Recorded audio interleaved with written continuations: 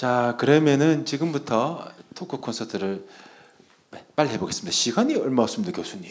기차 시간이 10시 22분인데. 예. 예. 관리해 주십시오. 관리해드리겠습니다. 예, 제가 잘 관리하겠습니다. 자, 우리 변비영 씨 네. 질문 좀 해주세요. 교수님 일단 먼저 이 바쁘신 일정이 많으시죠. 근데도 기꺼이 이제 성주로 와주시겠다고 해주셔서 정말 반갑고 감사했습니다. 네, 그래서 이 소중한 시간을 그래도 짧지만 알차게 의미 있게 보내기 위해서 제가 좀 또 열심히 공부를 좀 미리 준비를 해서 했습니다. 그래서 교수님이 쓰신 책이나 그다음에 출연하신 프로그램들을 통해서 제가 이제 교수님이 쓰신 내용 이게 책에 대해서도 네네. 이제 좀 말씀을 드려보고 싶은데요. 첫 번째로 이제 제가 제일 먼저 읽은 책이 이 책이거든요. 신친일파라는 책인데. 이 책은 이제 내용을 대략 말씀을 드리면 이 책을 쓰신 계기가 낙성대 경제연구소의 소장인 이영훈 교수, 우리나라 대표적인 뉴라이트 학자, 네, 그렇죠. 친일파라고 볼 수 있죠. 신친일파라고.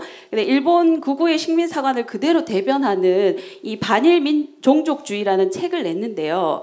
거기에서 그의 주장을 교수님께서 직접 조사하시고 이제 발굴해내신 역사적 기록들을 이렇게 제시를 하시면서 팩트로 조목조목 반박해 주신 내용이 이 책의 내용입니다. 그래서 크게 세 가지 챕터로 나눠져 있는데요. 첫 번째는 이제 강제징용 문제, 두 번째는 일본군 위안부 문제, 그리고 세 번째는 독도 문제에 대한 거를 이제 그걸 주로 일본의 기록에서 찾으셨더라고요.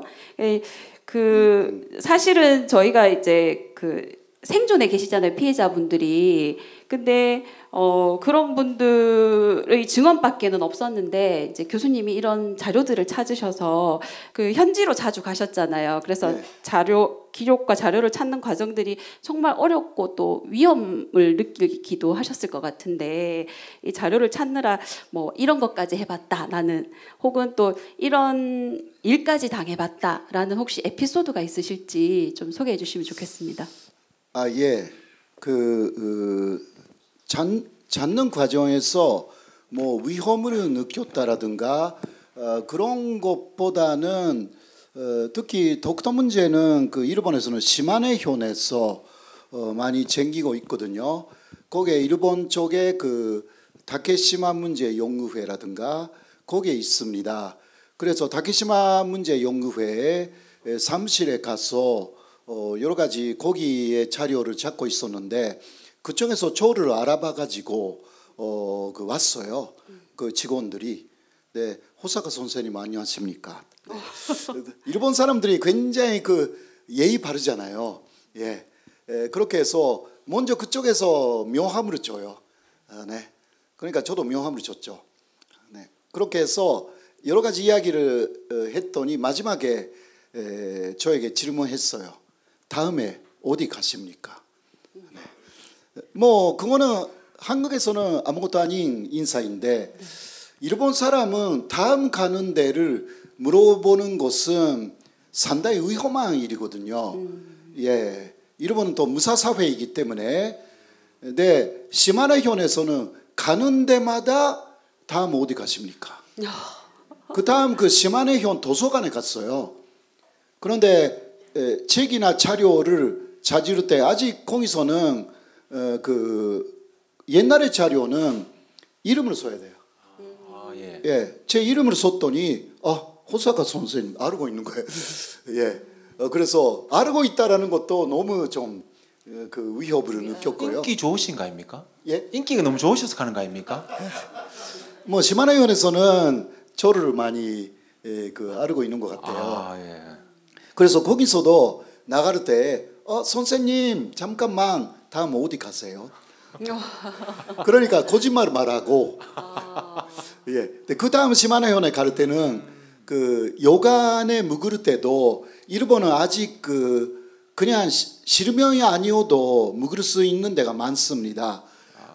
일본은 거기 숙박 명부 같은 거? 예. 그거는 그냥 부르는 이름으로. 그렇죠. 예. 이강태 적어도 됩니다.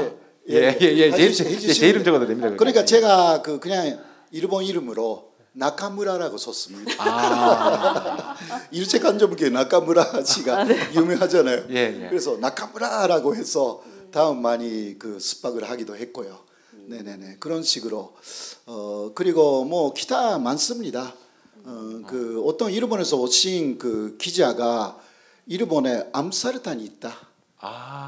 네, 선생님도 면단에 들어있다라는 이야기를 한번 해줬기 때문에. 그러면 그렇게 불안하면은 더 이상 뭐 조사로 다니고 싶은 생각이 안 드실 텐데 그렇지 않습니까?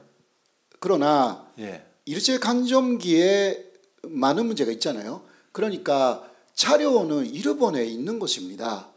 왜냐하면 일본이 문제를 만들었기 때문에 간제징용 문제, 간제노동 문제도 일본의 기록이 남아있잖아요. 위안부 문제도 일본의 기록이 남아있는 것입니다.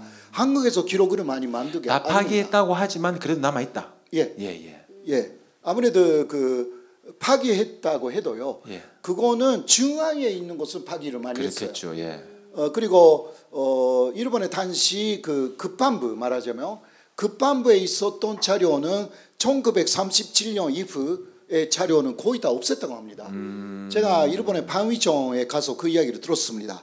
그러나 거기에 있었던 직원들이 개인적으로 들고 나간 자료들이 그렇죠. 남아있는 게 있는 거예요. 그런 것이 조각조각 그래도 있기 때문에 산다 일본인들도 그런 것을 들고 그 여러 곳에 나가서 그냥 폐전이 돼가지고요. 그런 것들은 폐기가 되지 않았습니다. 민간에 보관하고 있던 걸 다 발굴하셨네요. 네네. 그리고 그런 것을 미리 일본에서 한 사람이 있어가지고 그런 사람의 책도 많이 찾았고요. 그런 식으로 그러니까 하나의 그 연구라는 부분에서 일본에 남아 있는 자료가 많다. 이거 사실입니다. 그런 면에서는 그 일본어를 그 본격적으로 연구하시는 분들이 사실 필요한 것입니다. 그렇죠. 일본어뿐만이 아니라 그런 자료는 45년까지의 자료이기 때문에 조금 옛날의 일본어도 읽을 수가 있는 인재가 사실 대단히 필요합니다. 고문은 읽고 이해를 빨리 하기가 쉽지가 않잖아요, 그렇죠? 네. 그리고 필기체가 또 많은 그러나 너무 옛날의 것이 아니면 어느 정도 45년까지의 일본어도 45년 이후의 일본이 그어체로 다 바꿨기 때문에요. 조금 어렵기는 하지만 그러나 100년 전, 200년 전의 일본어는 아니기 때문에 조금 공부하면 그 읽을 수 있게 됩니다. 그러한 인재가 사실 한국에 많이 필요합니다. 그래야만이 일본한테 당하지 않습니다. 정말 중요한 말씀하시네요. 그리고 예를 들면 윤 대통령이 지금 그 일본에 가서 예를 들면 저번에 그 한일 정상회담 때 일본에 가서 케이오 대학교에 가서 오카쿠라 텐신의 이야기를 했잖아요. 오카쿠라 텐신 누구냐라는 것은 보통 한국 분들이 모르잖아요. 그러나 그 일본인이면 다 알고 있는 것이고 그런 것은 어느 정도 상식적으로 알고 있어야 되는 왜냐하면 한국하고 관계가 되는 사람이기 때문에 한국의 식민지화를 찬성했고 또 대동아 공영권을 만들 때 기초가 되는 사상을 그 사람이 제공했고 그런 사람이기 때문에 어느 정도 한국과 관계가 되는 일본인에 대해서는 기초적인 지식이 한국에 있는 것이 중요하다. 그게 몰랐는데 그것을 전공하는 교수가 있었어요. 그 교수가 산사에게 바뀌었고요. 이번에는 그런 분이 없으면 어려운 상황이었어요. 그리고 왜 케이오 대학교에 갔는가? 케이오 대학교가 후쿠자와 육시가 만든 대학교인데 후쿠자와 육시는 조선 한국하고의 관계가 대단히 깊었어요. 그 조선 개화파 김옥균을 도와준 사람이에요. 그러나 마지막에 제국주의자가 됩니다. 그렇게 하여서 기본적으로는 조선 한반도를 병합해야 된다라는 또 사상을 갖고 있었어요. 후쿠자와 육시. 그러니까 개호대학교에 한국에서 유학하러 가면 굉장히 뭐라 할까 유학생들이 한국 사람이라는 그러한 입장에서 힘든 게 많다고 합니다. 근데 왜 그런 데 가냐고. 야스라 대학교도 있고 도쿄 대학교도 있는데. 그렇죠. 예, 뭔가 있는 것 같아요. 예. 근데 그 일본이 패전을 한 다음에 그런 기록을 왜 없앴을까요? 본인들은 한국을 도와준 거라고 얘기를 하잖아, 식민지 침탈이. 네. 네. 배정하면 모든 게 문제가 되니까. 그래서요, 예를 들면 여기 조선 전도부의 일본 관리였던 사람들 있잖아요. 그 사람이 많이 증언을 하기도 했어요. 어떤 증언이냐? 8월 15일 하루 종일 자료를 배웠대요.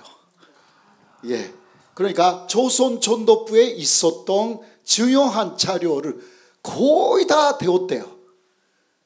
그 조선 전도부뿐만이 아니라 각 지방에 일본의 지청이 있잖아요. 예. 거기에도 명령이 들어져 가지고 공식 문서는 빨리 태워라. 그때 8월 15일에 일당 무조건 한 번만 했지 그 이후 관리하지 않았어요. 그런 부분을 연합군에서. 그러니까 일본이 9월 2일에 한복 문서에 서명할 때까지 2주 3주 정도 여유가 있었어요. 그때 굉장히 많은 자료를 없앴습니다. 그래서 일본 관리들이 개인적으로 들고 집에 있거나 이런 것만 현재 남아있고, 예, 그런 식으로 그때 많이 되었다라는 증언들이 많이 있습니다. 그러니까 증거를 다 태워버리니까 증거가 없겠지라는 생각으로 일본이 지금 자꾸 과거사에 대해서 자꾸 발뺌하는군요. 예. 뻔뻔하게. 그리고 예. 만주국에는 관동군이라고 일본 군대가 있었죠. 근데 만주에는 소련이 내려왔잖아요.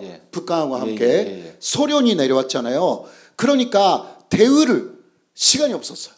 그래서 어떻게 했냐고 하면 일부는 데웠지만 그 데우는 것보다 좀 구멍이 뭔가 큰 구멍이 있으면 그러니까 우물이라든가 있잖아요. 그런 데에 자료를 다 버렸어요. 근데 그 다음을 메웠어요. 근데 요새는 그런 것이 중국에서 발견됩니다. 그러나 70년이나 지났기 때문에 글자가. 이렇게 그 한 장의 그 문서가 있으면 3분의 1 정도만 읽을 수가 있다고 합니다. 그래도 그런 거 많이 그 중국에서 모았거든요. 예, 그런 책도 중국에서 제가 입수를 했습니다. 거기에도 위안부 문제라든가 역시 만주 쪽에도 위안수가 있었기 때문에 예, 많이 나와 있어요. 예, 그런 연구는 아직 한국에서 오히려 중국에서 진행되고 있는 내용입니다. 네. 자, 그러면 네네. 제가 이제 또 두 번째로 읽은 책이 이 책이거든요. 무슨 책 홍보하러 나온 건 아닌데 제가 읽어보니까 신친일파를 이해하는 데는 또 이 책이 되게 자세하게 잘 나와 있더라고요. 특히 일본 회의에 대한 내용도 나와 있는데 네. 사실 근데 이제 제목에 아베가 들어가서 작년에 이분은 피살 당하셨잖아요. 그래서 책을 조금 그죠. 제목 그렇죠. 이름으로 조금 네네네. 예. 그래서 이 책에는 이제 그런 극우 단체가 어떻게 생겨났는지 또 그들이 생각하고 목적을 가지고 있는 어떤 목적을 갖고 있는지 또 어떤 일본 내에서 또 국제적으로 어떤 활동을 하고 있는지 그리고 일본에서 지금 혐한 시위가 상당히 거세지고 있잖아요. 네네. 근데 그런 이유들을 여기 이 책을 통해서 좀 잘 이해할 수 있겠더라고요. 그래서 그런 책인 것 같아서 이제 소개를 해드리고 싶고 지금 이제 강제징용 문제라든지 일본군 위안부 피해자 할머니들 할아버지들께서는 사실 배상보다는 사과가 먼저다라고 주장을 하고 계시잖아요. 그런데 일본의 극우 정권은 자신들이 침략했다는 것과 그다음에 전쟁을 일으켰다는 과거를 전혀 인정하지 않고 되려 보란 듯이 전범자들이 묻혀 있는 신사를 참배하고 또 한국은 일본 덕에 발전했다는 논리를 더 당당하게 주장하고 있는 상황입니다. 여기에서 이런 일본 극우의 말이 옳다라고 하면서 주장을 하는 우리나라의 엘리트 계층들이 있는데 그 사람들을 바로 신친일파라고 얘기를 하잖아요. 다들 알고 계시죠? 그 사람들의 한국 국적을 가진 그 사람들의 말을 또 가지고 와서 일본 사람들이 봐라 한국 사람들은 이렇게 우리처럼 똑같이 얘기하고 있지 않느냐 한국 사람들도 이렇게 얘기하는데 이게 맞는 말 아니냐라는 그 자신들의 논리를 확대 재생산하는 PD 수첩에 나온 그 신친일파의 정체를 밝힌다라는 프로그램을 보고 또 현재 일본에서 활동하는 사람들을 보면서 와, 이 사람들 집도 주고 차도 주고 또 교수 일자리도 주고 막 책도 대필하는 사람도 붙여주고 막 이런 식으로 신친일파를 양성하고 있더라고요. 근데 저희도 잘 모르는 이런 사실들을 교수님이 사실 많이 얘기해 주셨잖아요. 그래서 이 신친일파를 양성하는 그 배후 세력이 누군지 그리고 어떻게 양성되고 있는지 이런 거를 조금 더 구체적으로 좀 얘기를 해주셨으면 좋겠습니다. 아, 예.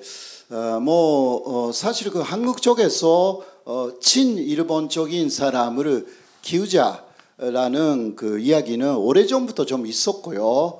사실 일제강점기 때도 친일파가 많았지 않습니까? 네, 그것을 그 현재에 다시 재생산하는 것이 신친일파 양성이고요. 구체적인 그러한 기술이 나오는 것은 2006년도에 일본 극우 쪽의 책에 나와 있습니다. 극우 사람들의 대담책인데요. 이름은 조금 잊어버렸는데 제가 그거는 제 그 페이스북에도 올렸고요. 거기 2006년에는 노무현 정권이었잖아요. 근데 그 극우의 대단히 중심적인 사람들이 대담책을 만들었어요. 거기 이렇게 나와 있거든요. 한국의 노무현 정권 같은 좌파 정권이 다시 한번 나가지 않기 위해서는 어떤 것을 하면 되는가라고 하는데 어떤 사람이 말합니다. 그러면 한나라당, 당신은 한나라당이었죠? 예, 그렇죠? 맞습니다. 예. 한나라당 측을 많이 지원해야 되는 거 아니냐 이런 이야기를 하는 거예요. 그런데 또 어떤 사람이 아니 한나라당이라고 해도 결국은 열린우리당하고 북한 문제에 있어서는 마지막은 똑같다. 이런 이야기를 해요. 잘 모르고 그래 얘기하시는 거 아니죠? 물론 그 사람들이 보기에는 마지막은 좀 비슷하게 보이는가 봐요. 네. 그런데 그 사람들의 결론은 네. 뉴라이트를 지원해야 된다. 예, 왜냐하면 뉴라이트는 주로 원래 진보 진영에 있었던 학자들이 우파 쪽으로 간 사람들이다. 그러니까 이 사람들을 지원하면 진보 진영의 그 전략이라든가 인맥이라든가 깊은 것을 알고 있다. 예, 그러니까 그러한 뉴라이트 사람들을 일본에서 치고 있으면 그 한반도에게 그러한 사람들을 통해서 또 그러한 사람들의 그 인맥을 통해서 상당히 많은 영향을 줄 수가 있다. 이렇게 해서 결정합니다. 거기서 예, 시간이 많이 걸릴지 몰라도 뉴라이트를 지원하자. 그렇게 해서 사실상 뭐 그 맥락에서 나왔는지는 잘 모르겠지만 뉴라이트의 어떤 이용훈이라든가 이용훈의 제자들 그리고 김문수 씨도 그렇고요. 김문수 경기도지사. 예. 김문수 씨도 원래 그렇죠. 그 뉴라이트 쪽으로 뉴라이트라기보다 조금 바뀌었죠. 아, 그렇죠. 처음과 예전에 처음에 그 노동운동 하시던 그 김문수에서 좀 완전 변하신 것 같아요. 예. 그러니까 원래 진보 쪽에 있었는데 지금은 확 돌았었죠. 좀 보수 쪽으로 온 사람들의 타겟을 잡자. 이렇게 이야기합니다. 그리고 이것은 그 책에 나와 있는 것은 아니지만 기본적으로 일본 극우의 생각은 뭐냐? 그것을 조금 말씀드리면요. 그 사람들은 먼저 친미입니다. 친미.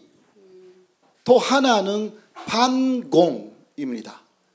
친미, 반공, 반공산주의.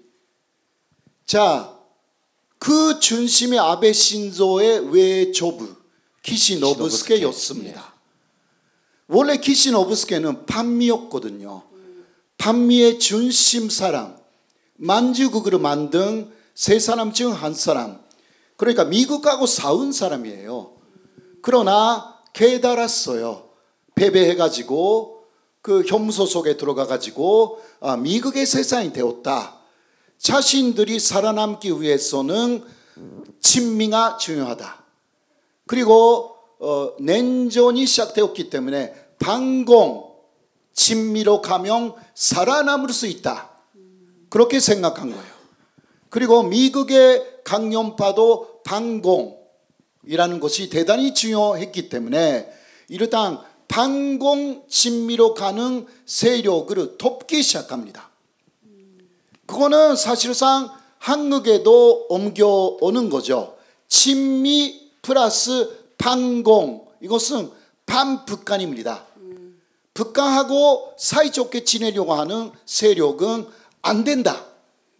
무슨 말인지 아시죠? 네네. 이게 미국의 강연파예요. 그리고 현재는 바이든이나 트럼프도 그런 방향으로 움직였어요. 그러니까 절대적으로 미국은 이 북한 문제, 그리고 나아가서는 중국 문제, 여기에 대해서 반대하는 세력, 거기하고 같이 가야 된다. 이게 미국의 강연파들의 위견입니다. 그리고 친미여야 한다. 그래서 일본 안에서도 반공이라는 게 살아있고, 이거 자민당이잖아요. 자민당 안에서도 극우파는 굉장한 반공 세력이고 또 완전한 친미예요.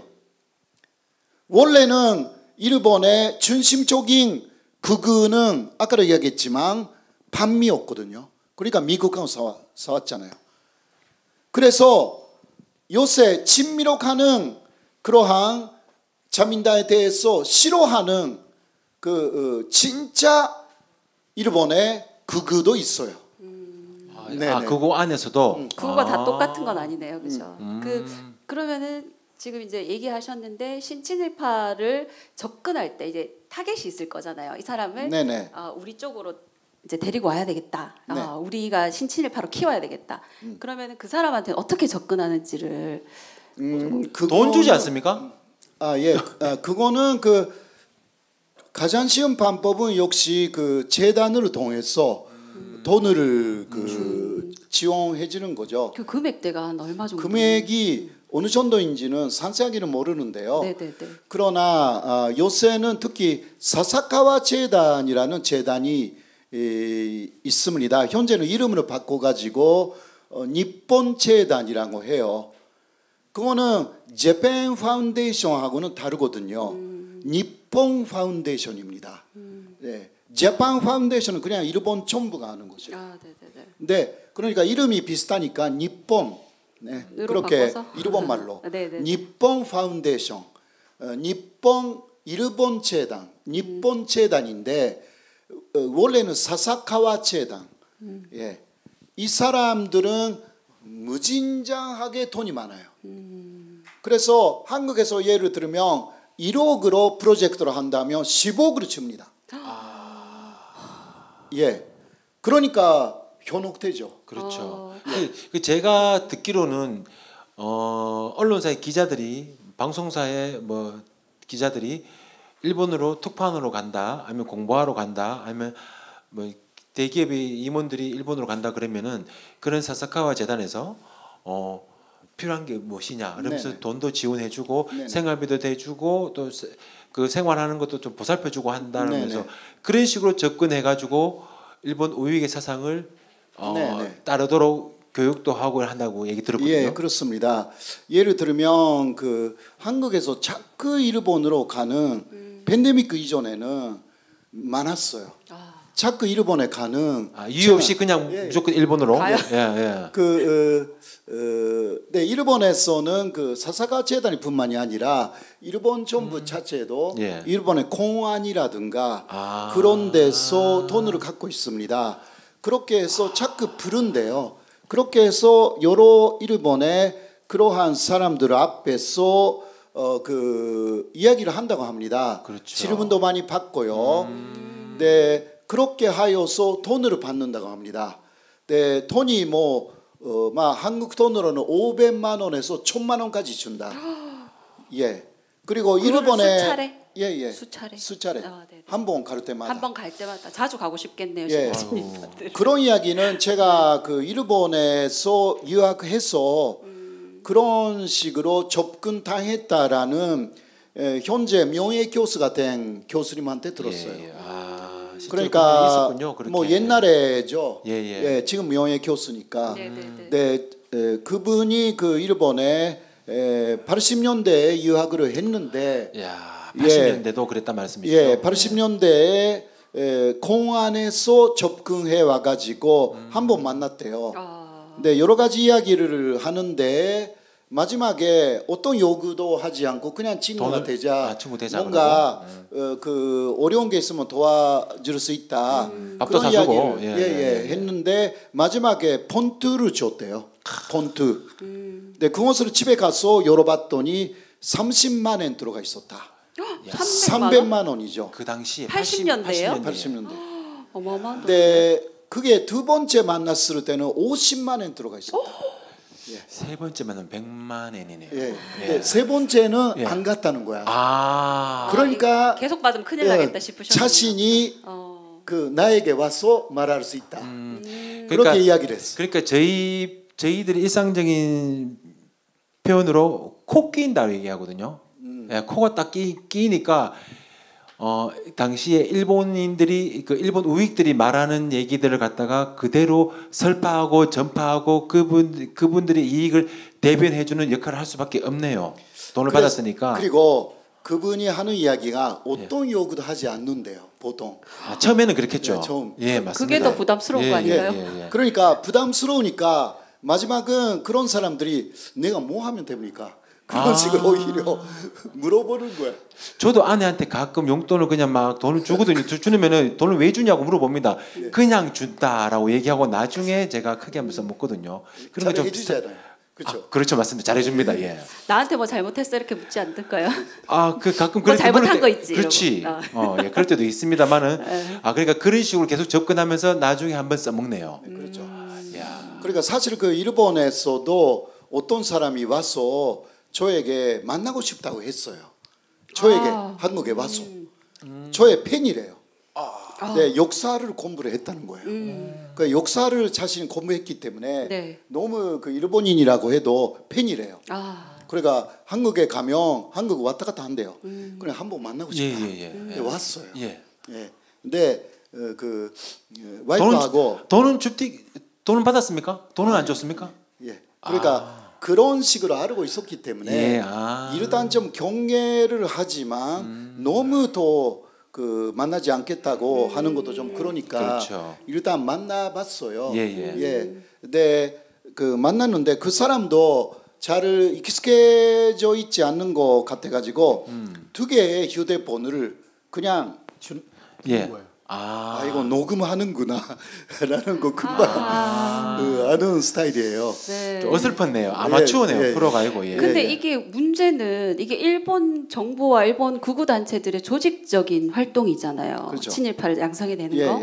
이게 우리나라에만 있는 게 아니고 외국에도 또 어마어마하게 많은 로비스트들이. 네. 그러나 한국하고 특히 미국에 집중되고 있어요. 미국은 그 일본을 패배시켰기 때문에 미국을 잘 요리하지 않으면 당한다고 생각해요. 그렇죠. 특히 국제 무대에서. 그래서 사사카 재단의 첫 번째 목적은 미국을 로비하는 거였어요. 그리고 그러니까 사사카 재단의 세계 최대의 지분은 사사카와 평화 재단 미국에 있습니다. 네네. 민주당 출신들이 미국의 민주당 출신들이 회장으로 많이 해요. 그러니까 민주당 출신들이 그러니까 지금 현재 바이든도 민주당 아닙니까, 그죠? 그러니까 일본 편을 그렇게 많이 드는구나. 그래서 민주당 측은 그 미국에서도요 돈이 없는 국회의원들이 많다고 합니다. 공화당은 일본 돈을 받지 않아도 되는 부자들이 많죠. 트럼프가 대표적이죠. 그러니까 트럼프가 굉장히 어려웠대요. 일본 입장에서는. 일본은 너무 싫어했기 때문에 돈도 안 먹히고 아무것도 안 먹히니. 그래서 아베가 엄청나게 투자를 했잖아요.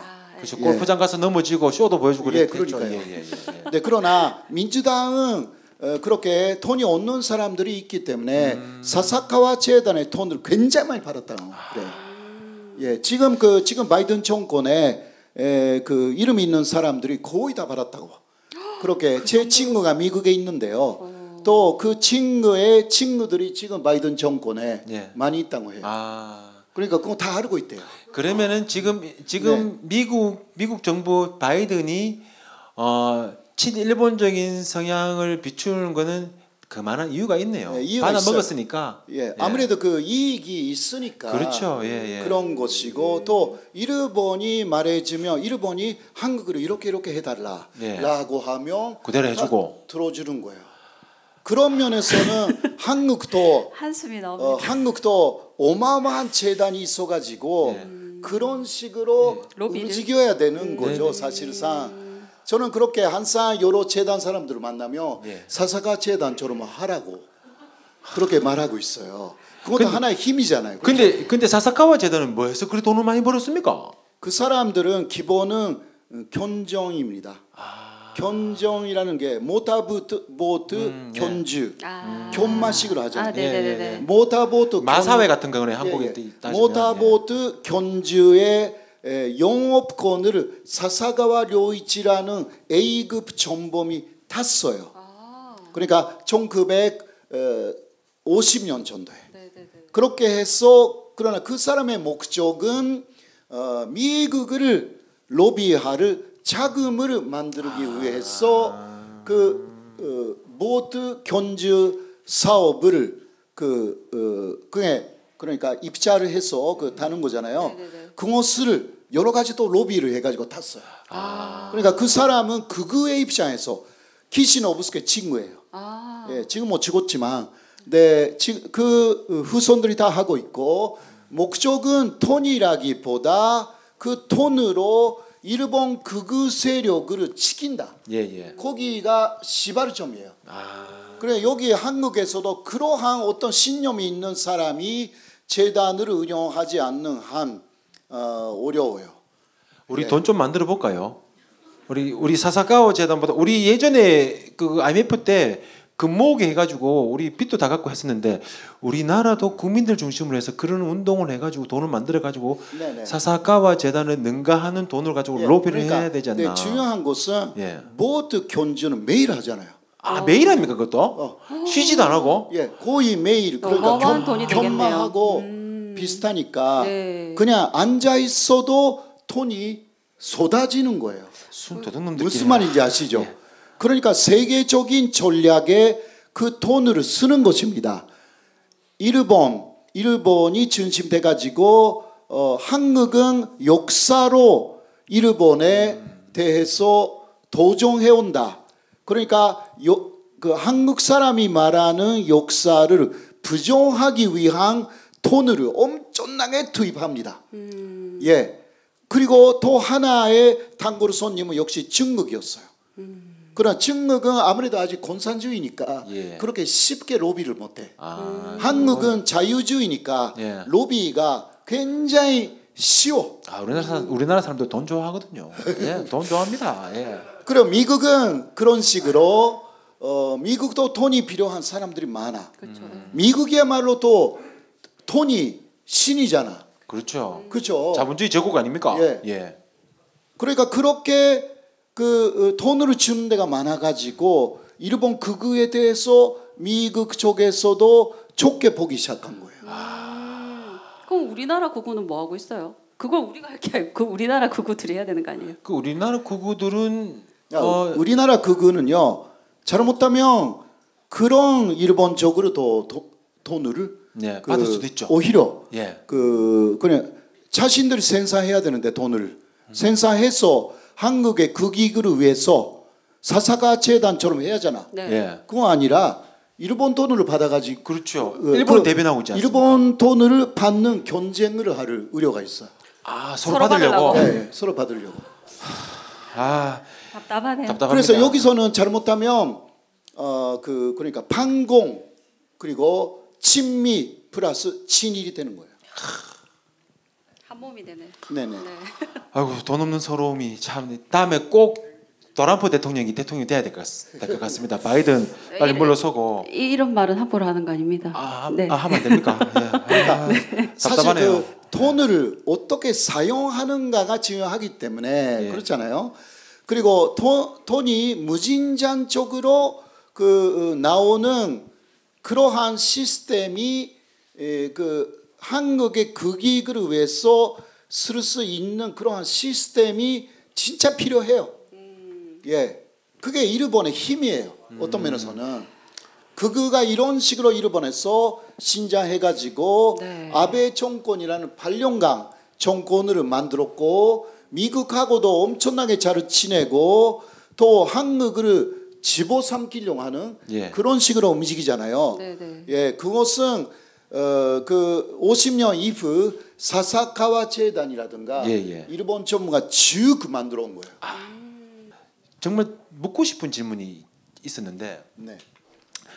최근에 우리나라가 3년 전에 아베가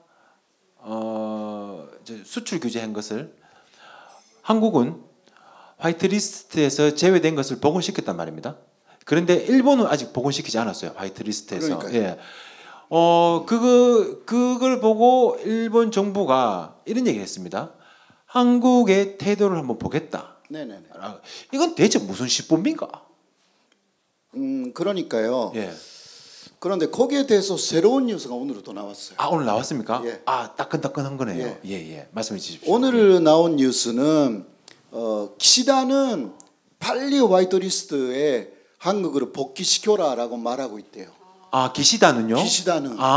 예. 그런데 누가 하지 말합니까? 그러니까 일본 극우 쪽에서 자민당에 아베 신조가 죽었잖아요. 예. 그런데 그 이후 아베를 이어갈 만한 사람이 없었어요. 근데 요새 아오야마 시게하루라는 사람이 나왔고요.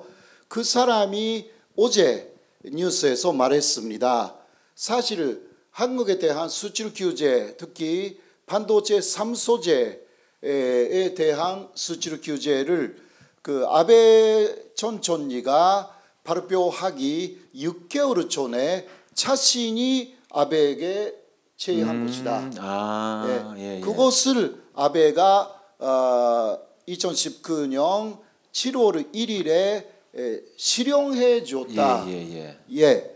그러니까 그 한국을 화이트리스트로 쉽게 그렇게 복귀시키면 안 된다. 예. 왜냐하면 한국을 통해서 북한에 갈 수도 있고 중국으로 갈 수도 있다. 이런 이야기를 지금도 해요. 우리는 사실 그 반도체 핵심 부품들이 지금 필요가 없지 않습니까? 그렇죠. 예, 필요가 없는데 우리가 선제적으로 먼저 화이트리스트에 복귀를 시켰기 때문에 그냥 안 시켜도 상관없는데 왜 복귀시켰는지 그것도 저도 정말 이해가 안 되는데 원래 외교란 것은 사실 주고 받는 거 아닙니까? 누가 51%를 가져가느냐, 누가 49%를 가져가느냐 그 싸움인데 우리가 줬으면 일본도 줘야 되는데 안 주는 거를 일본이 우리에게 화이트리스트 복원시키지 않는다라는 것은 외교적으로 상당히 결례가 있는 것으로 보일 수도 있고 또 한편으로는 일본 입장에서는 한국이라는 대한민국이 아래 국가 2등 시민 국가라는 이런 식의 생각들이 우익한테는 다 퍼져 있지 않나라는 생각이 드는데 거기에 대해서는 어떻게 생각하십니까? 그래서 사실상 그 일본에서도요. 교수님 물 한 잔 잡수고 하십시오. 예. 예. 시간이 없기 때문에. 괜찮습니다. 여러분 저 시간 좀 뭐 한 10분 20분 늦어도 괜찮죠? 재밌습니까? 예. 교수님 그러니까 재밌답니다.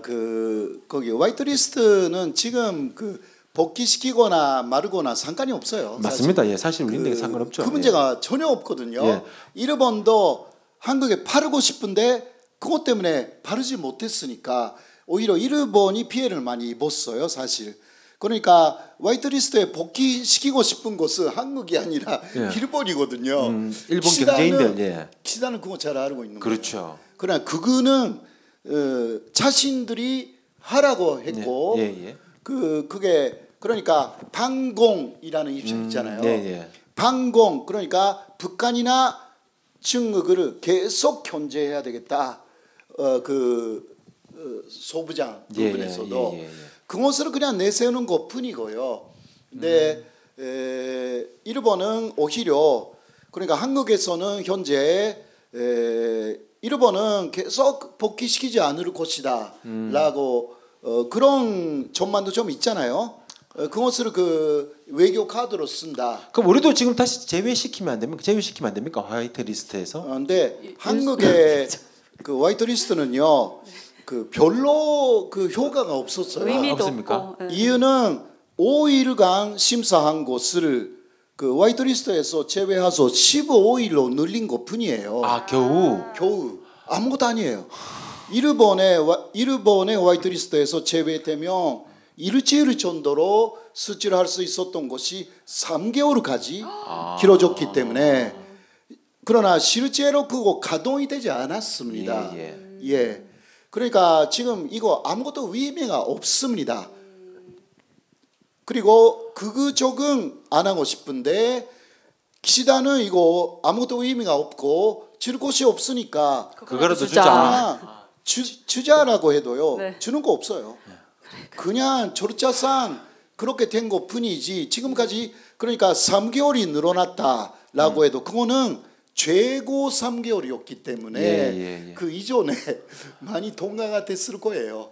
일본도 팔아야 되니까. 그러니까요. 그러잖아요. 그리고 사실 또 일본의 소부장 기업들이 일본에서 바로 몸파니까 한국에 들어와서 공장을 차려가지고 한국에서 현지에서 바로 생산 판매하는 것도 제가 많이 있다고 맞습니다. 들었거든요. 예. 그러니까 일본이 손해가 굉장히 많았습니다.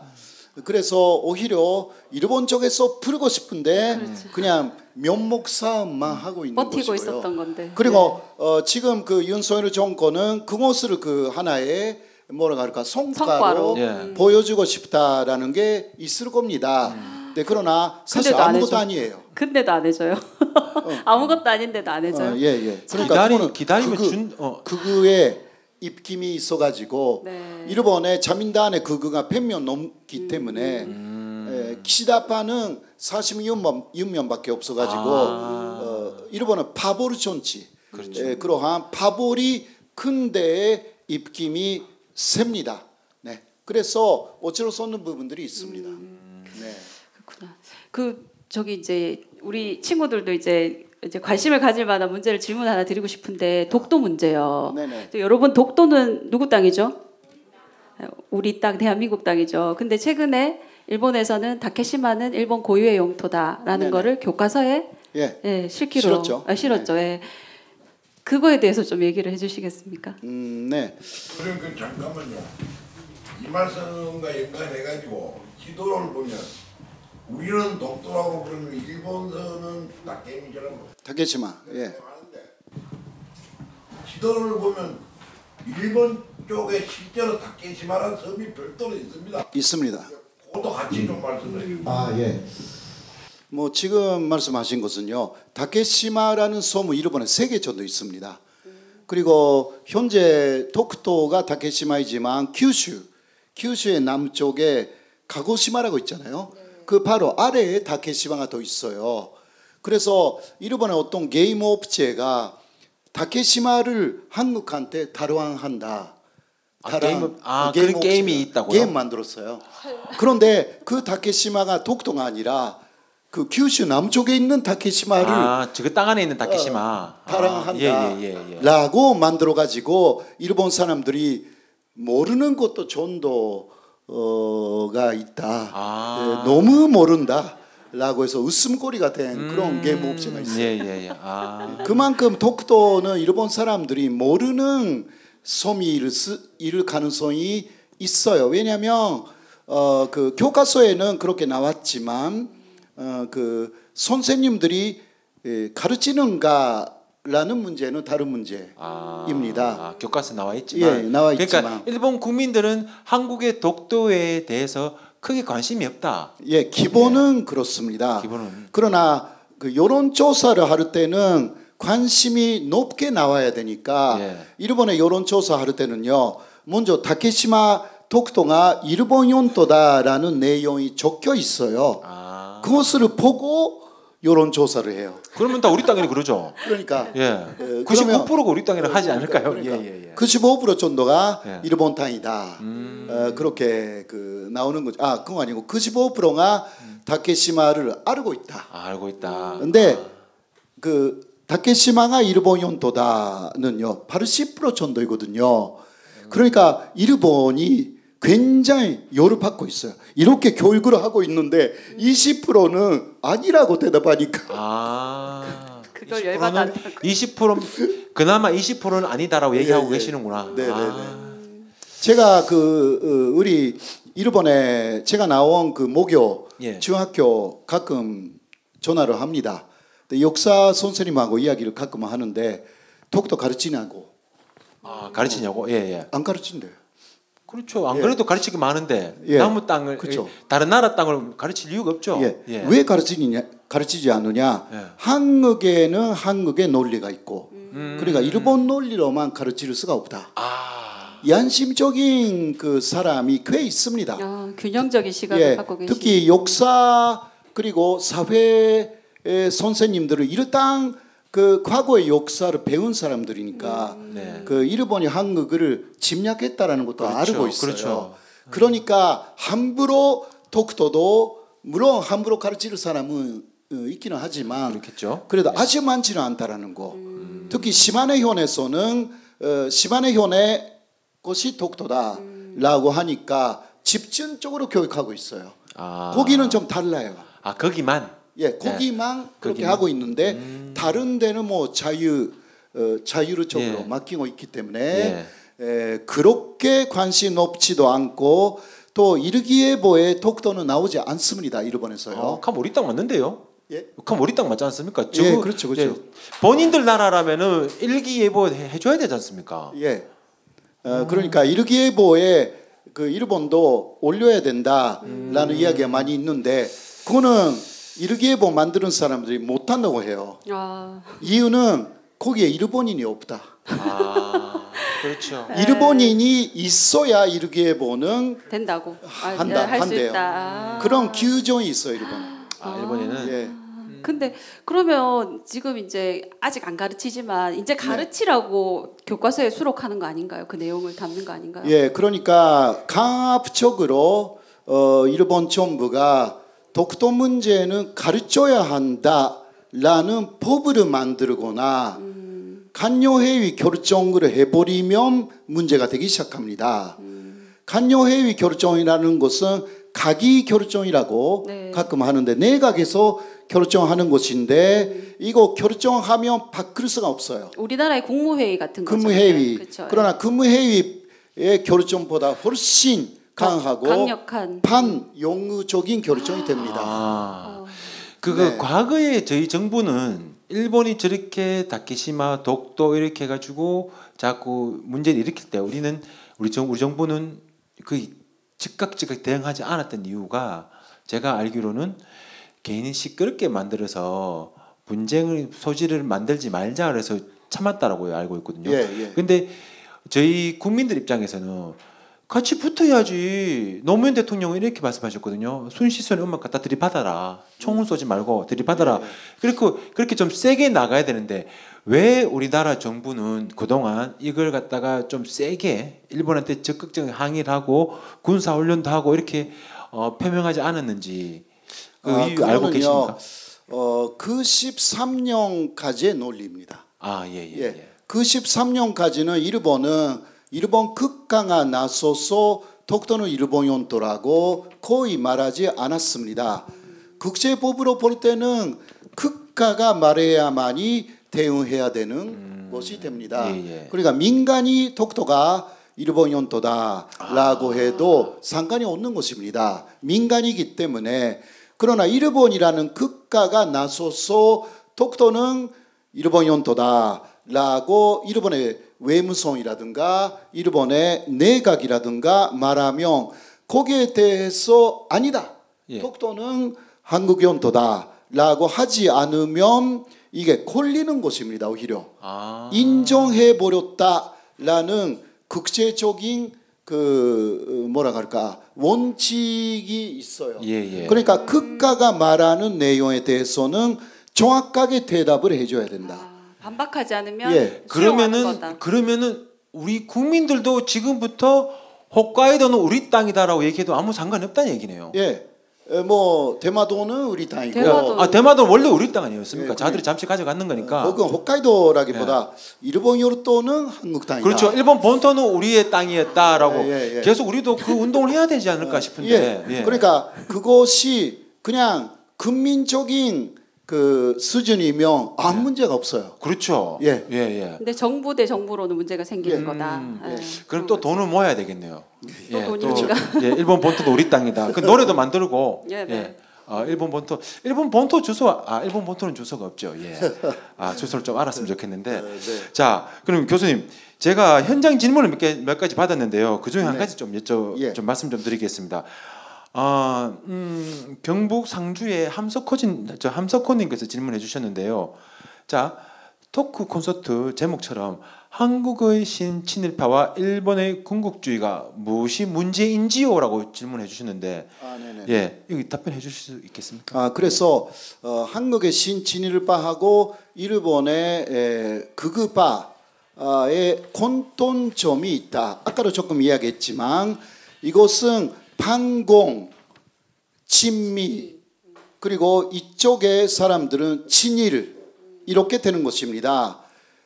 이게 왜 그렇게 연결됐는가라고 하면 아까도 이야기했지만 키시노부스케라는 사람부터 시작돼가지고 냉전 시대에 일본 극우가 살아남는 길, 그것이 반공 친미였다라는 것이었고, 그리고 또 소련이 붕괴돼가지고 세계적으로는 공산주의가 후퇴했지만 아시아에는 북한하고 중국이라는 그러한 입장에서 계속 공산주의, 사회주의가 남았습니다.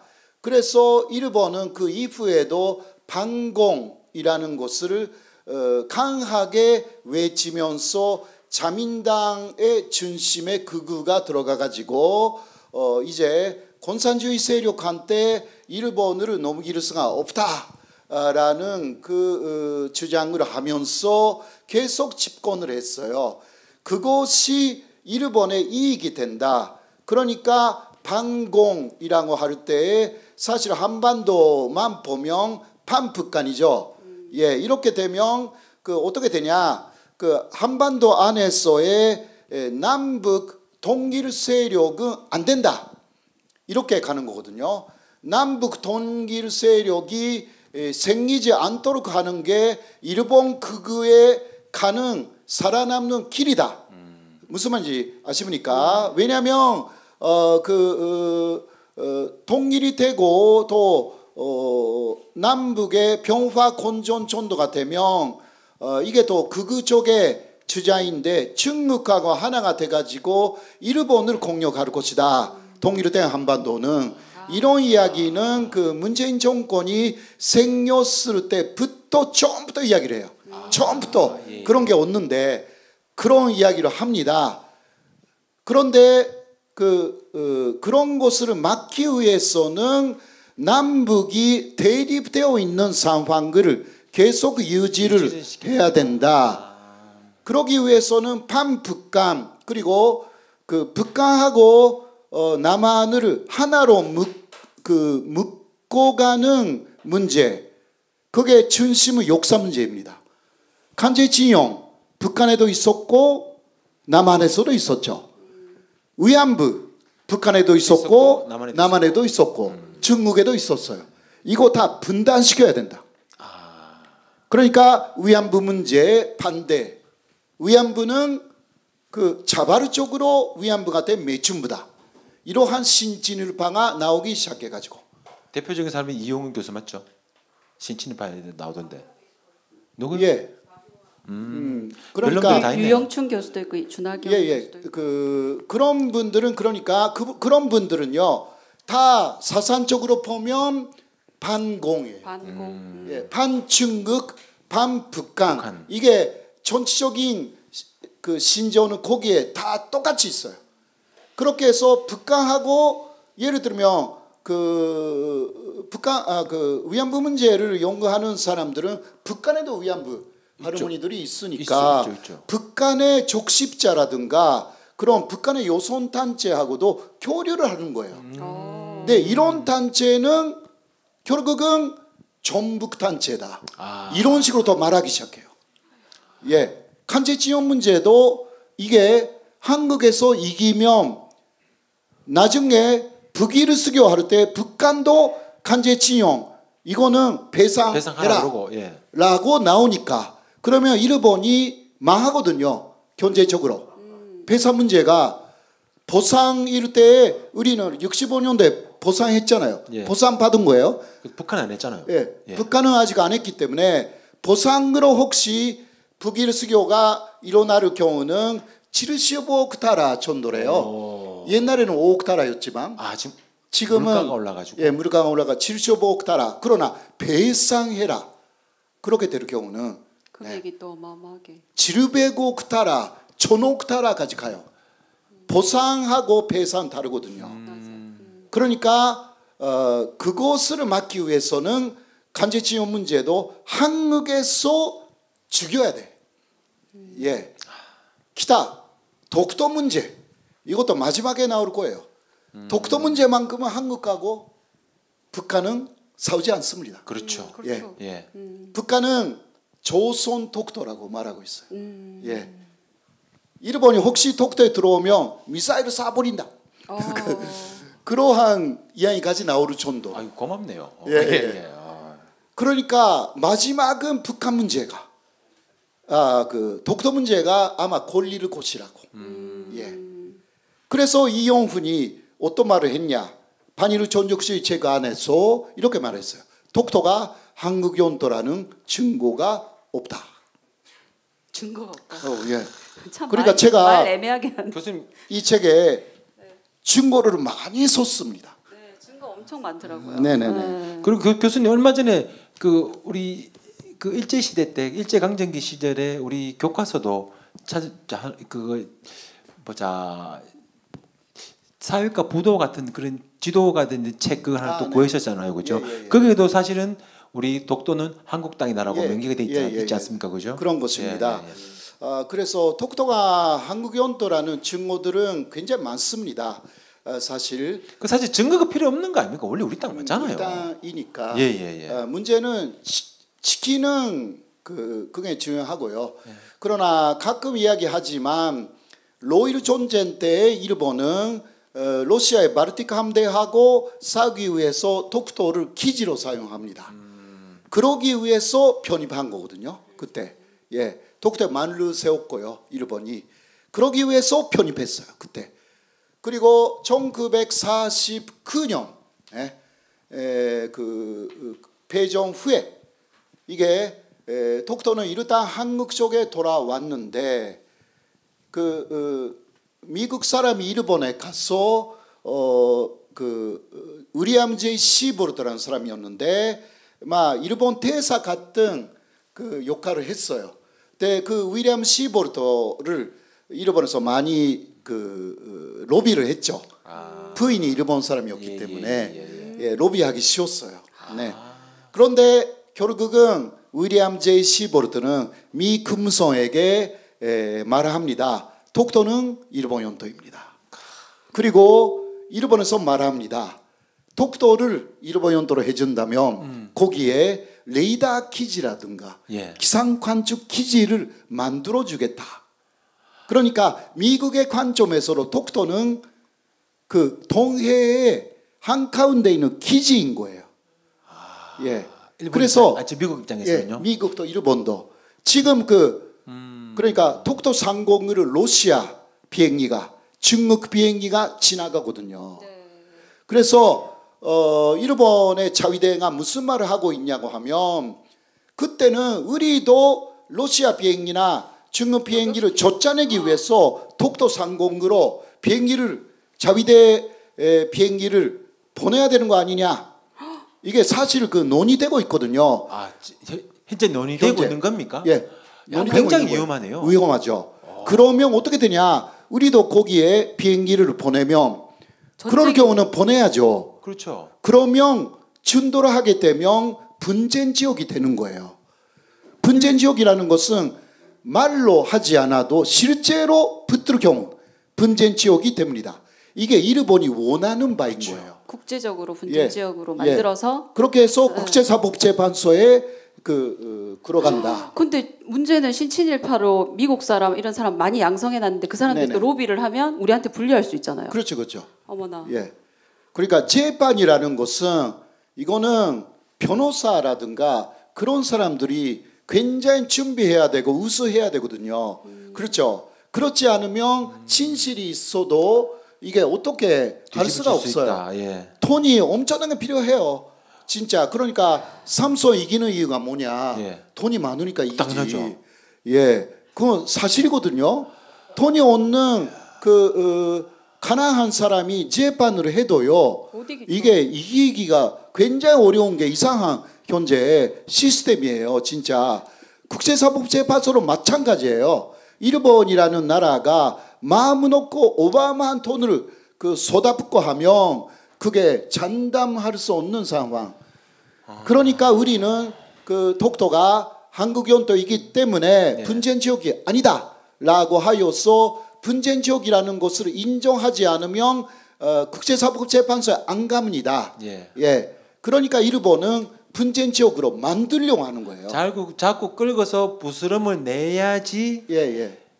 더 불안한 거는 이 정권에서 빨리 해치우고 싶어 하겠네요. 예. 아주 그러니까 일본하고 가까운 사이니까. 그러니까 마지막에 장애 요소가 되는 것은 한미일 군사 건조의 장애가 되는 것은 연도 문제입니다.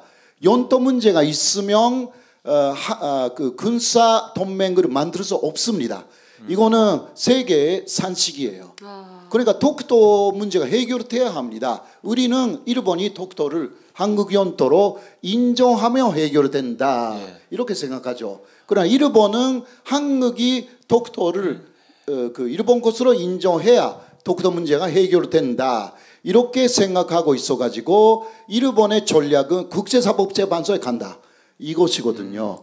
지금 현 정부 입장에서 봤을 때는 제가 봤을 때는 한일 간의 군사 동맹을 그게 어렵게 쉽게 생각하고 있다라고 보여지는데 그러면 한국 정부가 독도는 일본 겁니다라는 일본 겁니다라고 말하는 그 순간 한일 동맹 군사 동맹은 맺어지는 거네요. 그렇죠. 근데 그러나 그런 말은 하지 않을 것이고 그러면 진짜요? 예, 그러니까 아니, 믿을 수가 없습니다. 이 정부는. 알 수가 있어야죠. 지금 어떤 정권이든 독도가 일본 영토라고 하면 그 정권은 무너져요. 그렇죠. 예. 그 문제는 그 얘기 한데 했으면 좋겠습니다. 그러니까 그런 말은 하지 않지만 예를 들면 한일 군사 동맹을 위해서 또 한미일 삼각 군사 동맹을 위해서 동해의 한가운데 있는 독도를 공동 기지로 사용하자. 이거는 충분히 가능합니다. 그렇죠. 그러니까 한미일 군사 훈련을 동해에서 했잖아요. 이번에 했죠. 네, 6개월 전에. 그리고 동해를 보면요, 독도는 한가운데 있어요, 진짜. 그래 거기는 그래서 일본도 로일 전쟁 때에 실제로 기지로 사용했고 미국도 기지로 한때는 만들려고 한 것이었어요. 예. 물론 마지막은 샌프란시스코 조약에서는 독도는 한국 영토. 거기에 미국도 반대할 수가 없었어요. 그러니까 독도가 한국 영토로 지금 남아 있는 것입니다. 네, 그러나 이런 것은 당시의 미국의 시각도 혹시 북한에게 한반도가 넘어갈 경우 무슨 말인지 아시죠? 그때 부산만 남겨놓고 한때 한반도가 완전히 북한에게 넘어갈 뻔했잖아요. 그때 북한 것이 되는 독도 미국은 용납할 수 없었대요.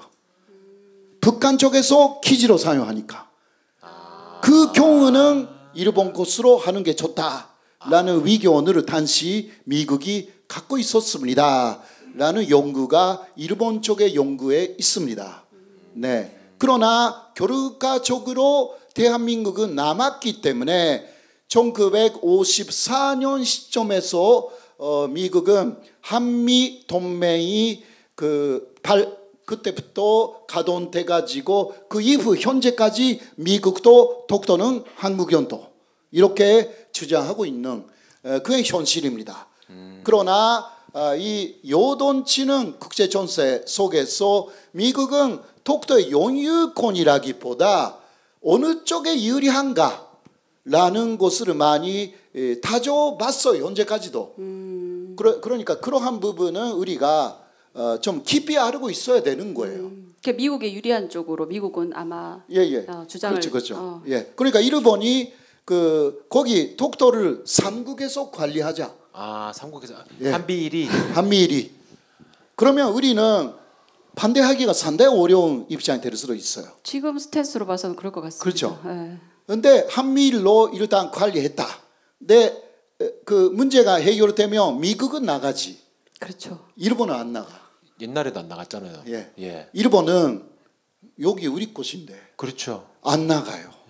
그 발을 들여놓는 순간 안 뺍니다, 걔네들은. 옛날에 청일 전쟁 때도 그랬잖아요. 예.